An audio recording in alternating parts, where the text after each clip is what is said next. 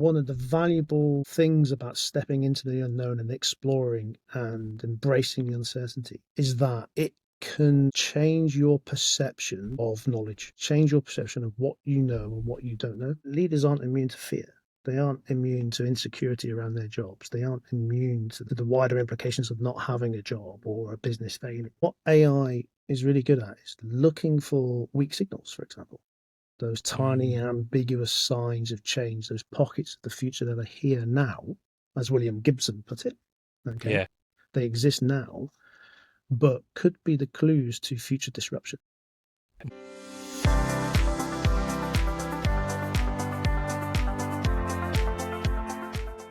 Welcome to Strategy Meets Reality podcast. I'm your host, Mike Jones, and today's guest is Matt Mullan, Head of Futures and Foresight at BJSS. He's working at the intersection of futures, thinking, and AI. We explore how leaders can build futures literacy, team with machines, and make sense of uncertainty, not by chasing perfect answers, but by expanding imagination and agency in a world that refuses to stand still. Welcome back to Strategy Meets Reality podcast. I'm your host, Mike Jones, and today I'm joined by Matt Mullan, who crosses or merges the line of futures and AI. And it's great to have you on the show today, Matt.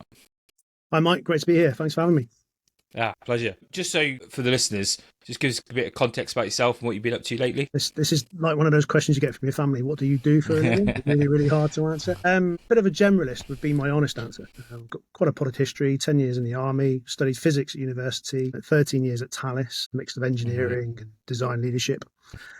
For the last 2.5, maybe nearly 3 years, I've been at BJSS and their creative innovation front end Spark, really trying to grow bottom up capability around futures and foresight. And that's been quite a journey. It's really a mix between developing your own knowledge, futures literacy, but also deploying a set of entrepreneurial kind of mindsets and skills to do that bottom up. I know futures are such a crucial part. Definitely we're talking about strategy meets reality, how important futures are, the external environment is. So given your recent explorations in AI and futures, how can leaders leverage AI to support futures thinking? Wow, that's a big question. And I think to give it justice, we've really got to step back. And there's two aspects to that. Why is futures and foresight? They're different things. Important to leaders, but also why is AI important? And how do you cut through the noise and the hype and develop some real literacy around what AI is? So I think that's the first step. If we take the first part of the question, difference between futures thinking and foresight. Futures thinking really reflects the way we think about the future cognitively, the way we imagine the possibilities, how we can use creative techniques to bring them to life. The cultural background, maybe some of the ontological, the epistemological assumptions that underpin that. So there's a strong philosophical element. And then strategic foresight really talks about the application of that kind of thinking to strategy, to decision making with practical utility in organizations. That's my interpretation. That's good interpretation. Yeah. So, and then when you look at the world of futures and futures thinking, it's broad. There are many thoughts, there are many applications. And where I'm focused is very much on how do we understand the future thinking part, but how do we get practical business utility from that in order to help businesses survive and thrive? So there's that aspect. How do you take businesses on a journey, do models, seek data-driven approaches, and data only speaks to them? How do you win the argument against these kind of MBA-driven, traditional MBA-driven, logical, rational minds that imagination and thinking about the future has strategic utility? And then you go on that journey. The way to do that is through engaging leadership and helping them to discover the value rather than try to evangelize and articulate. And at some point, this AI boom blows up and we get to the question you're asking, how does AI cross into that mix? So then you can flip the coin and you can really look at the other side. What is AI is the first question. We all use that term these days, but AI's got a long history. You do a bit of reading, you do a little bit of looking back. There's been many AI winters. There's been many attempts to create artificial general intelligence, for example. There are many modes of AI, machine learning, machine vision, neural networks. We can go on about the techniques. But I think what we mean by AI now is really clouded by what we're seeing in social media, in the press, and that's generative AI.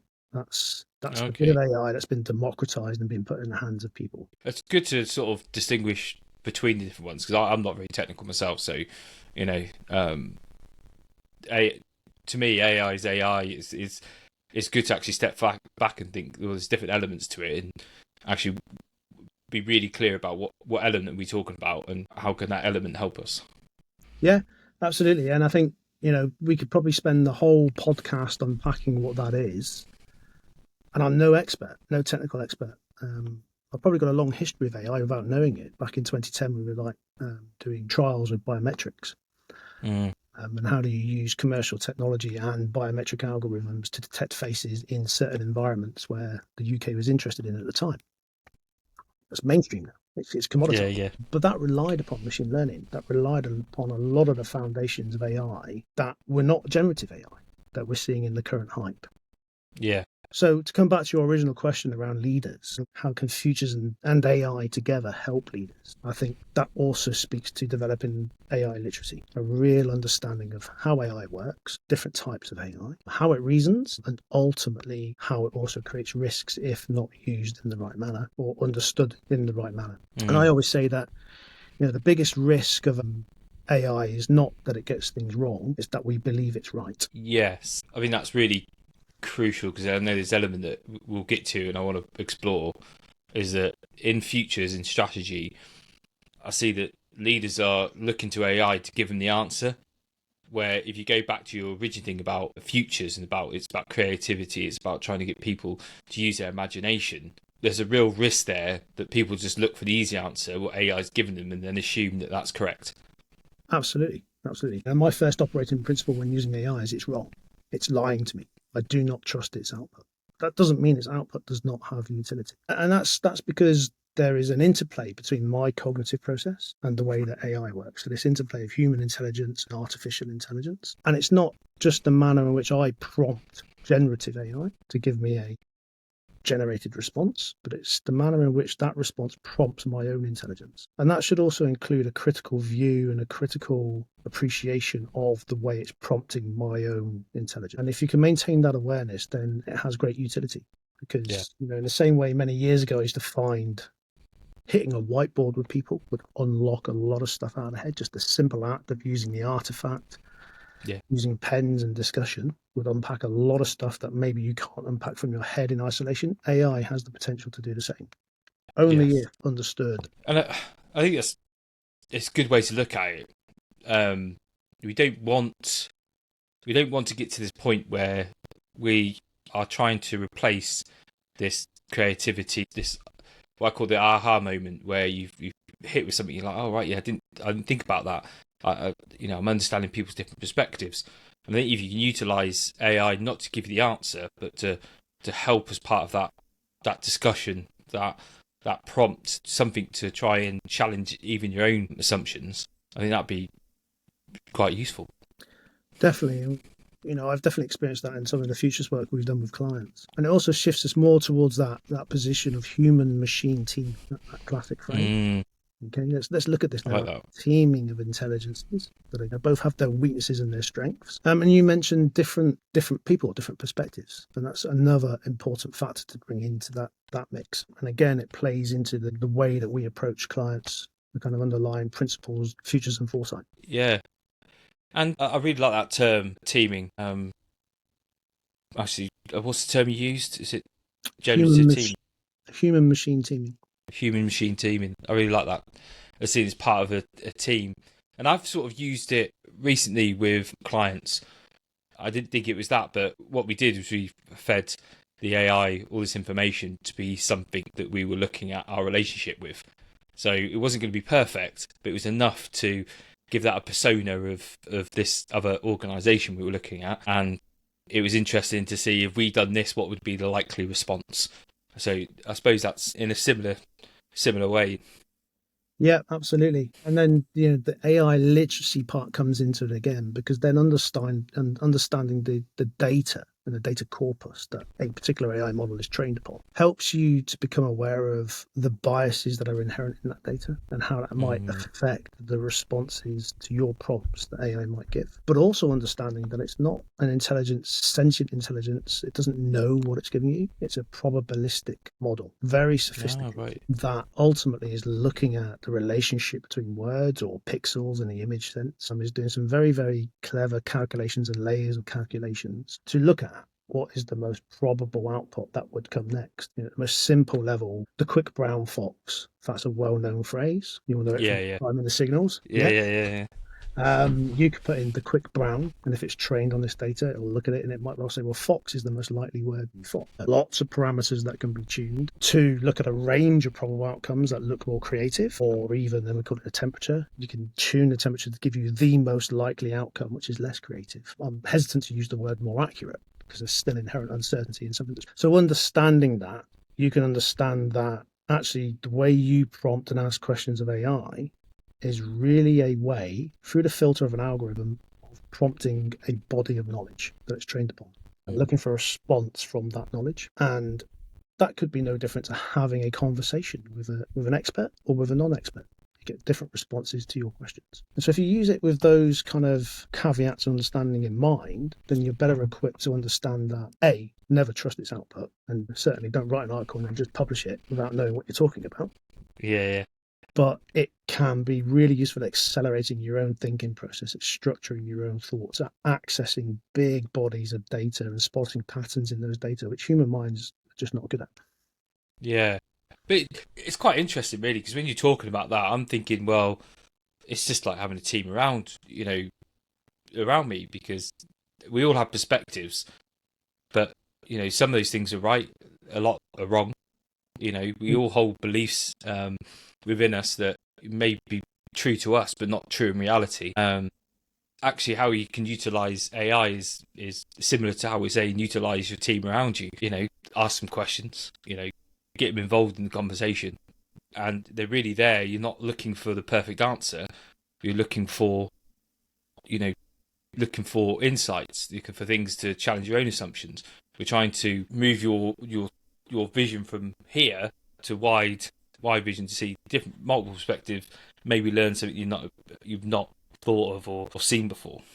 So we're really talking about the dialectic there and the process of, when you talk to people and make meaning, discover new perspectives, maybe it shifts your own perspective on a topic. That process, that relationship between people is the same with AI, with some limitations. Because in human communication, it's far more sophisticated. How much of it is non-verbal? How much of your intelligence is, embodied in your body, into your gut?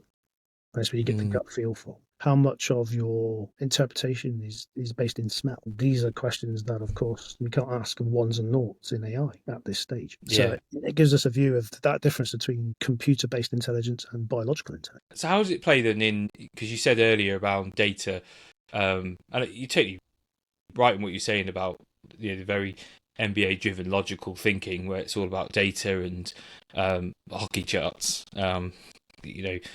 So a lot of AI is formed by past data. So think about that. How is that then going to help you look and create new worlds that don't exist yet? So, that's an application of the underlying data. What AI is good at is finding relationships and patterns in unstructured data and vast amounts, which you couldn't possibly hope to do even with a team of researchers fast.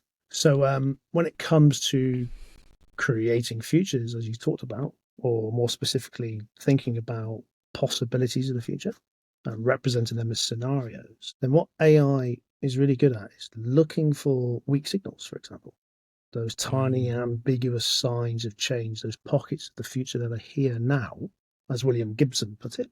Okay, they exist now, but could be the clues to future disruption or future new possibilities. And when we're doing our futures work, looking for those weak signals is a crucial part of futures intelligence. Crucial part of also understanding the uncertainties that exist in them and being able to scale that and still use human judgment to check it, to validate it, is very, very useful. And what we found in our work is it's helped us accelerate. And then that comes on to uncertainties as well. So often when we're dealing with clients, with businesses, we are interested in the uncertainties that they're conscious of that their business faces, as opposed to risk, which are things that can be quantified with a probability and an assessment of impact and managed, whereas an uncertainty cannot necessarily be. And we're interested in that because that gives us some focus, some objective to look after in terms of their business model, in terms of their existing value chains or their place in the value chain, what the different possibilities in the future that affords might mean. So AI really helps us to just act as a force multiplier. Yes. Yeah. I think that's a really useful reminder about with futures and everything. It's all about, you're looking out, but it needs to be brought back in. There's no point in looking out and leaving it there as this thing. You need to bring it back in to go, well, okay, if that's the various futures or various scenarios that we're looking at, how would my organisation fare under those different scenarios? And that's my value that I've currently get in the structure, all those things, my strategy. And that's where it could be useful for leaders. Absolutely. I mean, I always say the future is always about now, or the futures, more specifically, it's plural. It's also about the process in which you engage leadership minds and intelligence in a different way, and quite often allow them the space to engage their imaginations to think strategically. Exploring the futures using scenarios or other methods is just a way of enabling them to engage in a world where they're struggling to deliver yesterday, where they are caught up in the pressures of reporting the numbers. And it often comes as a big relief when they get that chance to do that. Yeah, I always find that. And it sounds so simple when you think in that sense, having that space, that capacity to be able to, have these conversations, use these tools, think strategically and to think about futures. But again, do they have that time? Because I'd love to see how much time most leaders spend on meetings that are about the past, and a lot of their reporting, their scorecards they're using, and all that stuff. How much they actually have control over those things, and how much of those things are just reporting what happened last month, and how much of their time they're actually spending looking at anything that is outside in the future. Well, that's an important point, because that's one thing that Futures and Foresight does, is it forces an outside-in view on an organization. So in my experience, I've observed many leaders and leadership teams chasing certainty, or at least the perspective of certainty, and peddling the perception of certainty. Yeah. And the reasons for that are quite complex. We mentioned some of them. It's just ingrained in the way we're taught about how the world works, how business works, being reinforced by the fact that businesses have been successful doing that during stable periods. Yeah. Which is really a manifestation of, well, that's how we've always done it. But then there's a very human element. Leaders aren't immune to fear. They aren't immune to insecurity around their jobs. They aren't immune to the wider implications of not having a job or a business failing. As you get more senior, leaders aren't immune to the perceptions of shareholders. And so that messaging that goes out to the market, and that the creation of the perception of certainty is absolutely crucial, because it could have a price impact, so on and so forth. So it's easy to criticize, but then put yourself in the shoes and you can start. Yeah. It's the structures that we create that drive the behaviours. Yeah, it's unfortunate, and you see it all the time, and it's easy from an outsider to look in and go, well, you should do that. It's not until you sort of step in the system and you see that everything is constructed to drive those behaviours, and it's hard to untangle those to try and get that capacity, or that. And all we're looking at is how do you create capacity at the right levels to increase the decision making of leaders. Absolutely. Capacity and awareness. So I think, and this comes back to a really, what I view as a foundational bit of knowledge around futures, the futures triangle, which really talks about the weight of the past. So we're all focused on the future, okay, and the pull of the future, and those possibilities when we're talking about futures and foresight. But a really essential part is the weight of the past. And we've touched upon some of the weight of the past in our conversation. So the way things have always been done, the success of the past that creates the perception, if we do that again, it will repeat. Yeah. Data-driven decision-making, which is data from the past, analysis of that, extrapolation of that into the future. Okay, if leadership teams can become aware of that as a historical factor in their decision-making that drives their decision-making, they're empowered to challenge them. Yes. Now, it's not black and white. there might be instances where it's absolutely valid to continue doing that. But then that comes down to the awareness of the context in which you're making decisions. Yeah, I think there's path dependency plays a lot in that as well, where you're thinking about decisions that we've made in the past can constrain our future to a point, in the sense that these decisions we put in place and now they are constrained in the future. Doesn't mean they're not movable, but they're something to be aware of. Definitely when we're looking at options for strategy, that stuff in the past can come back to bite us, but also it's not all negative, because some of that stuff can be opportunities as well. Absolutely. And so context is really, really important.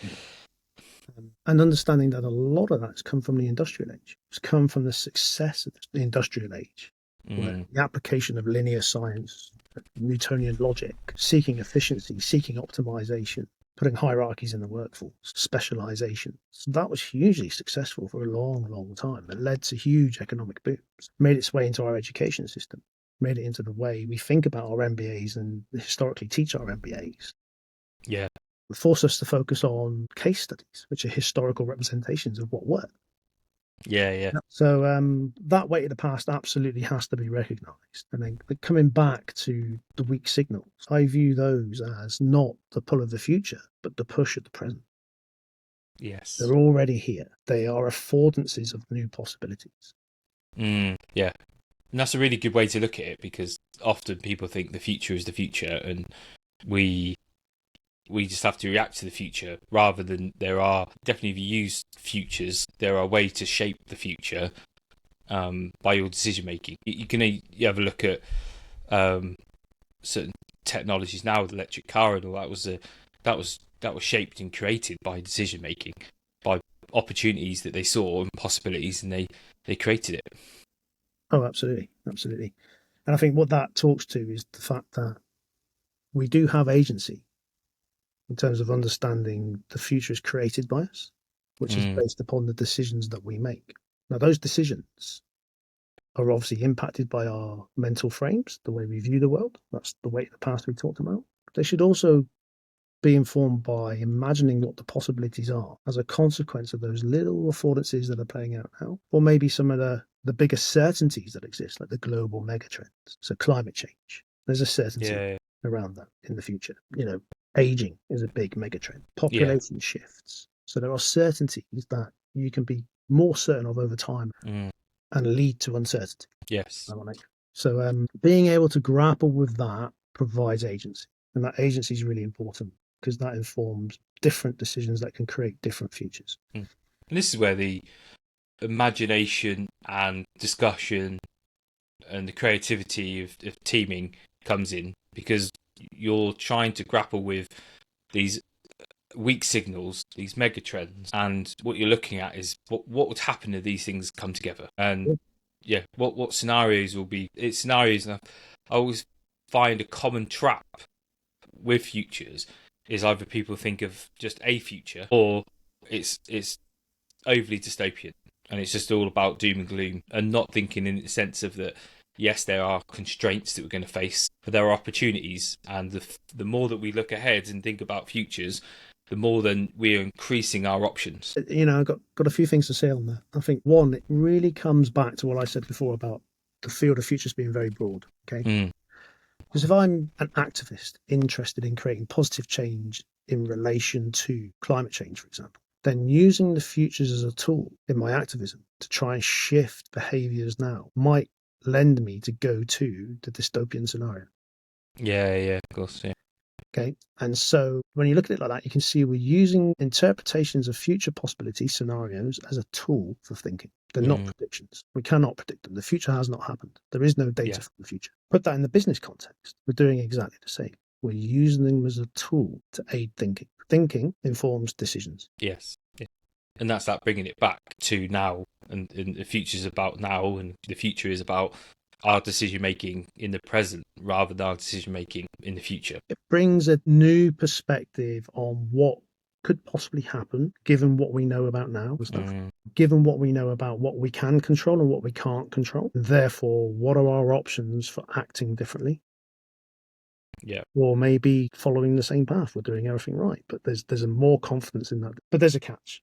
It has to come from within leadership teams. So when you dystopian, protopian, whatever futures you present, they have to be logically consistent. They have to be believable. Yeah. Again, AI has a role to play in stress testing those scenarios. AI has a huge role in how we bring those scenarios to life. So if we use design fiction and we're going to immerse a leadership team in a fictional view of the future, you can accelerate the time it takes to create those artifacts greatly with the use of AI.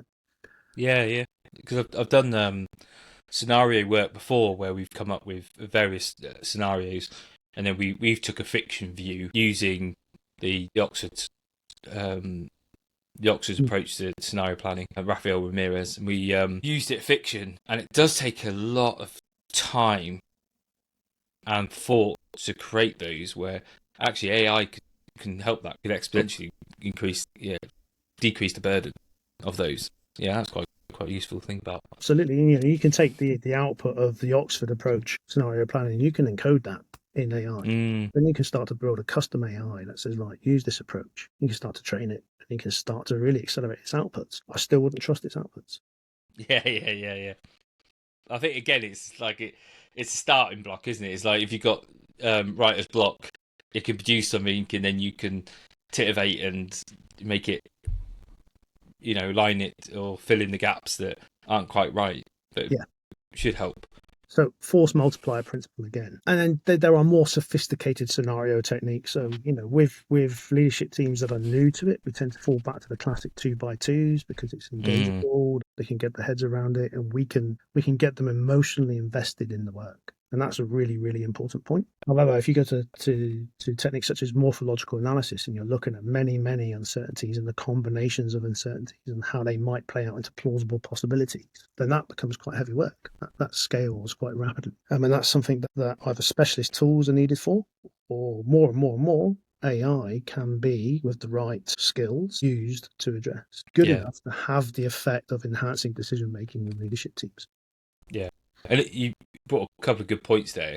And the first one is my fear of how people use AI, which is it removes the discussion and the emotional part, because we know it's the same with strategy. Strategy is emotional, and you need that to drive decision making and drive movement.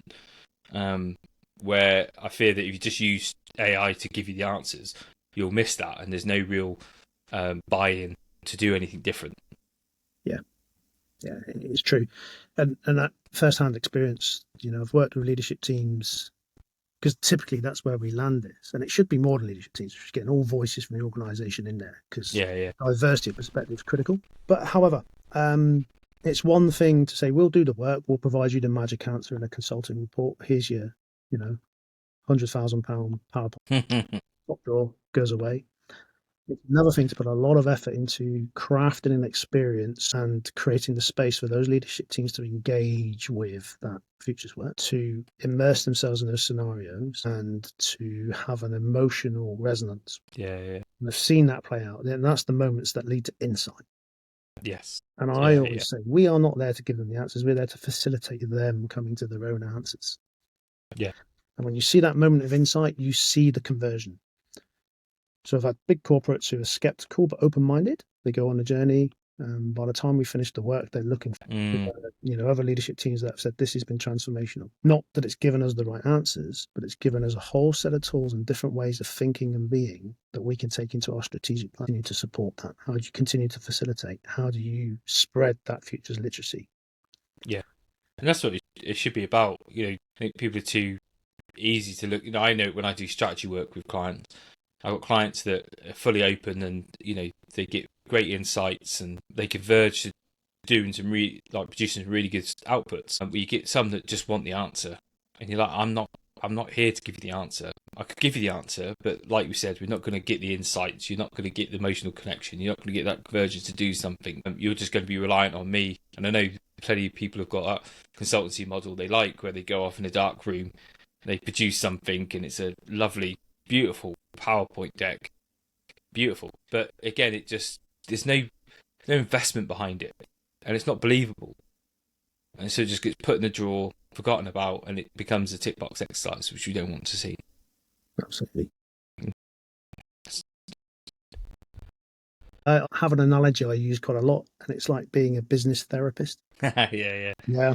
We're there providing, using futures techniques, therapy to a business for them to come to their own insights, their own learning about themselves, and therefore the opportunity to grow. Yeah, I like that.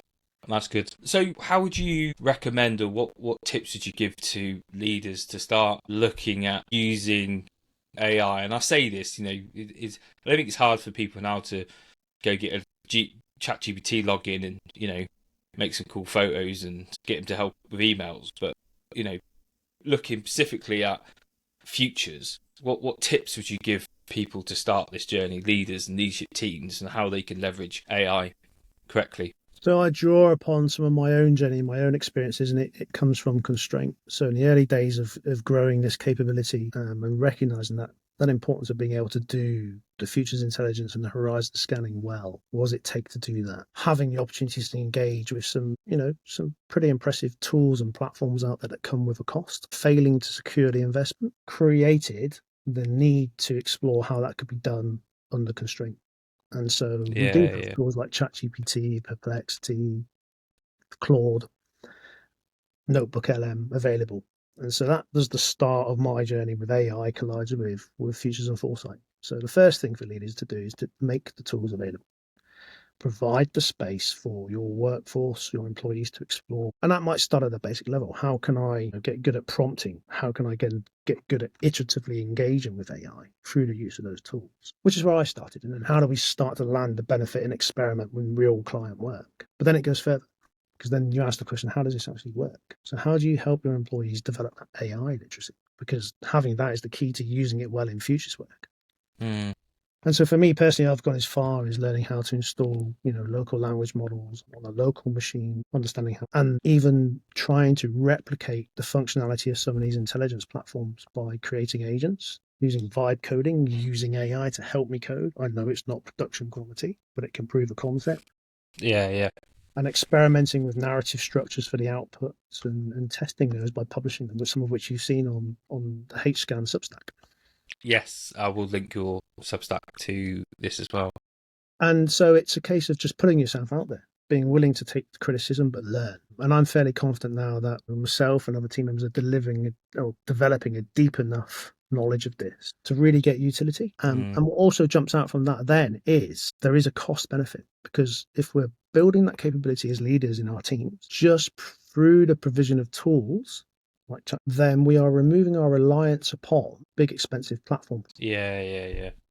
And if we Like can that. only replicate 60% of their functionality at a fraction of the cost, it's really another way of saying that AI is democratizing or it's commoditizing those kind of capabilities. Yeah, I like that a lot, because it's very easy, especially for big organisations who've got a bit of spare cash to buy these big platforms. But then again, are you actually building that capability? If that disappears, have you lost all that capability just overnight? And secondly, for smaller organisations or organisations that don't have that money available, how can they build that without having to go to these big platforms? And I think it can help both. And I like that a lot. It's like we're seeing more and more in defence, not British defence though, but in organisations, this rapid testing, call it skunk works or whatever you want, but it's not looking for the perfect thing straight away.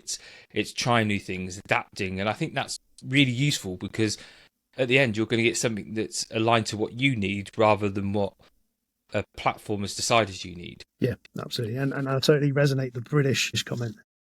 But we're seeing some really good stuff come out of the US, for example, in terms of their approach to new approaches to procurement aligned with that, how they start to rapidly develop new capabilities. And I was involved in some defense work recently here, futures work, and seeing the very structured, traditional way it was approached was just an eye opener for me. So there's huge Yeah. potential there. But we've got to overcome the weight of the past and the attitudes and perceptions. Yeah. So yeah, and it also talks to innovation, and we saw that with the recent fuss around DeepSeek. Yes. Yeah. At a geopolitical level, China being denied access to certain GPUs and certain capabilities that are behind the whole frontier model hype from the chat GPTs of the world or OpenAI view of the world. And they've essentially said, well, you give us that constraint, we'll innovate around it and we'll give you something that's just as good. And Yeah. that's the wake up moment. And I think the same principle can apply in. And I think, because like when we think about it, like creativity is the ideas, innovation is the ability to implement those ideas into something. And we need that and we encourage it. But sometimes we just got to get over this obsession that it has to be perfect. Like, it needs to be a perfect plan that we thought through and we fully understand what the end state's going to be for it to start. Where we just need to have the courage to try new things, just iterate, and some things are going to work, some aren't, but at least and you can scrap it quickly and move on at low cost. Definitely. And as I'm listening to you, I'm just thinking, well, it's just another manifestation of our desire for certainty. Yeah. And experimenting, learning, stepping into the unknown is really a way of embracing and engaging with uncertainty. Mm. And there's a final point on that. We all use the word uncertainty a lot, but it's a generic term. There are many forms of uncertainty. And on my other Substack, you'll see a post on, I've got a problem with uncertainty for that very reason. But one of the valuable things about stepping into the unknown and exploring and embracing the uncertainty is that it can change your perception of knowledge, change your perception of what you know and what you don't know. And to quote Donald Rumsfeld, it translates unknown unknowns into known. Mm. So that's where I talk about this whole epistemological uncertainty. Knowing what you don't know is very valuable. Yes, yeah. If you don't know what you don't know, you don't know. And that's some of the deeper aspects of this kind of approach and this kind of journey, because then you can start to gain agency. Mm. If there is a gap in our knowledge and we know about it, what are we going to do about it? Yeah. That's crucial, because they're always going to be, we call it darkness principle. There's always going to be things that we just don't know, just due to the complexity of it. But like you said, if we don't know, then that gives us agency to then go find out or test, have a hypothesis, act, do something to at least try to learn something new and hopefully start to close that gap or know a little bit more of something that we didn't know. Absolutely. And so that's your uncertainty around knowledge. But then there's normative uncertainty. So that's the uncertainty created through differences in beliefs or differences in values. And so it talks to the need to have diverse participation in these processes. Yeah. Because what you value, what you believe is different to what I value, what I believe, and therefore it impacts how I interpret a certain situation. Mm. So knowing that gives you agency, gives you the ability to say we've got to bring different voices, different eyes into the process, or we've got to force ourselves to look at it from different viewpoints. Yeah, Clausewitz talked about this years ago, and it's one of the hardest thing about leading is the fact that we are individual agents in a collective system, and we all perceive things, all have different values, we perceive information differently, but that is a challenge, but it's also an opportunity, because like you said, get people in together, you see from different perspectives, different angles. That darkness principle will come a little bit less dark, because we're opening up to as wide as possible to what they can see. So when you look at it both, yes, it is a challenge, but it also is an opportunity in leadership. Absolutely. And I'd say it's a challenge from the point of view is you can keep on appreciating different viewpoints forever, seeking perfection, or you can get to a point where you think, well, I've got to act, to know, to test. Yeah. It's consensus madness. Yeah. That's that is a challenge that I bet, no doubt, with AI is that there is that thing about paralysis where, because we don't know, so we've got the uncertainty of knowledge uncertainty, so we're constantly trying to find out, plus the normative uncertainty, so we've got different perspectives. I can often see where leaders would get in a bit of paralysis, because again, from the past, they're so looking for that predictability, that certainty, that they could just go on AI all the time, just constantly prompting and asking for the information, and eventually, until AI might hallucinate a bit and give it the answer, and they go, right, that's it, let's go. I can see that could be a potential risk with it. Yep. And so hence the focus on literacy, and there's so much more to it than we've discussed today, but it gets the key principles across. Yeah, I think it's been very useful, definitely, with the fact that It's definitely opened my eyes. There's different elements of AI, and I like your idea around the way that leaders can start getting into it. I think it's just trying. It's just trying. It's simple, but I think they've got to realise you've got to give that capacity, that space and capacity for people to try and to see how they can use it effectively for general stuff in business, but also in looking at futures. And I like that, being that skeptic. You use the term skeptic, where I perceived it, being a skeptic of what the outputs are and challenging it. So you're not just going straight off face value, you're checking it. So I think that's really useful. But I've really enjoyed the conversation. And again, I think AI is just one of those things that is so vast that we could go into multiple elements of it.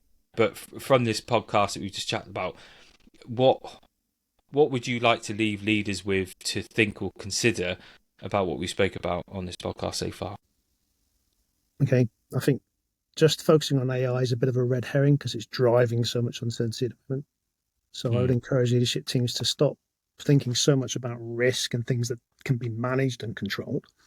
Think about, what does uncertainty mean in their operating environment? What does uncertainty mean in terms of the different interpretations and types of uncertainty? How does that relate to the pressure to create that perception of certainty? How does that manifest in the workforce at a human level, in the workforce employee experience, for example? Ultimately, with that appreciation, how does that impact and affect the leadership approach? Yeah, I think that's really good. And again, it's that point around perceived certainty, the pressure to provide that perceived certainty.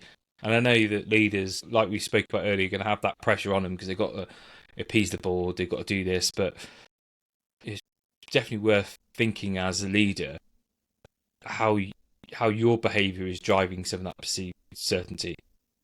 So what are you asking for? What are your expectations of your people? Is it about experimentation, about giving the freedom of action to adapt, or are you driving for certainty, driving for perfect answers, driving for information to try and make a perception of certainty that's happening in the environment? I think that's something definitely I need to think about. It also relates to, a lot of the conversations around mission command. Putting the boundaries in place, that might be the limit of certainty. This is as much as I know. This is my intent. Yes. Now, how do I help you process the uncertainty of how to execute, how to form a plan within that? Yeah. And there's a thing we talk about, not knowledge bias, but the gap between what I'd like to know and what I actually know. And we only limit communication to the intent. So I'm not going to make things up. I'm not going to assume certainty, but I'm just going to say this is what we know and this is what I need, what I want to achieve. How are we going to get there? We'll find that out as we go along. And I think that's where people think it's chaos and it creates more uncertainty, but it's not, because you're holding your intent firmly, but your plans loosely. Yeah. And I think that helps navigate that uncertainty and making sure that we stay on that fine rope between chaos and stability. Absolutely. As I say, no plan survives first contact with the enemy. Yeah, definitely. That was an inspiration for your podcast name, wasn't it? Yeah, it was. Yeah. That's right. It was named after. Bit of von Moltke. Can't be a podcast without me talking about von Moltke. No, thank you very much for coming on. It's been a great conversation, and hopefully starts to help people unlock what is futures and foresights, like you eloquently said. Also, how you can use AI to help you and how you can get started on that. If you've enjoyed the podcast today, like I have, maybe other people will enjoy it too. So feel free to share, and push the podcast to people you think that it may be relevant for. So thank you once again, Matt, for joining me. It's been an absolute pleasure. A pleasure on my end as well. I've enjoyed it, Mike. Cool. And I'll see you all next time. Take care. Yep.